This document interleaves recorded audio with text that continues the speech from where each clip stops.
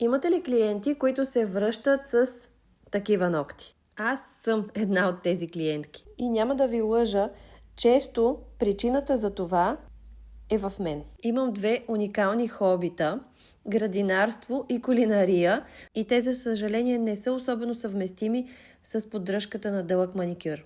А и признавам си, понякога чопленето също не помага. Надявам се, вашите клиентки или вие самите да нямате тези мои навици. И тъй като маникюрът е една типично женска процедура, реших и аз да се поглезя, като направя своя. Няма да правя изграждане, тъй като, както казах, дългият маникюр ще бъде несъвместим с всички ангажименти, които съм поела, но пък за това ще направя един супер изчистен и нежен маникюр на естествените си ногти. И така, след като оформих и буферирах с много фина буфер пила, продължавам с почистването на кожната гънка. Аз използвам един накрайник, който наричам игличка. Можете да го откриете в нашия сайт. Ако имате нужда от съдействие, винаги можете да ми пишете. След като дълго време не съм си правила маникюр, за мен почистването на кожите е изключително приятно и буквално се усеща като сваляне на някаква тежест.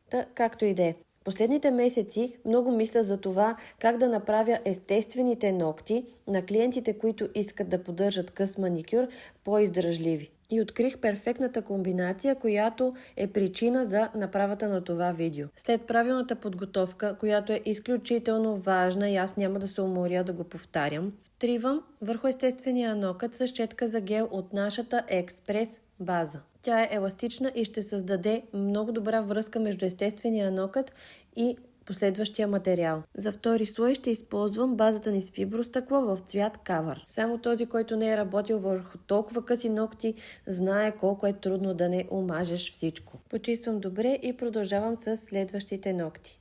На толкова къси ногти не е необходимо изравняване, но заради дължината използвам тънка четка, за да мога да нанеса правилно материала без да се разлее. И по този начин минавам през всеки нокът. След базата аз няма да нанасям цвят, но вие може да останете до край, за да разберете как да спечелите допълнителен цвят за колекциите в салоните си.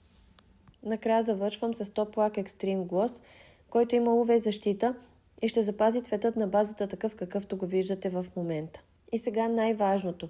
Само до петък, 17 април, при поръчка на 3 бази, от която и да е серия, ние ще добавим цвят подарък от нас.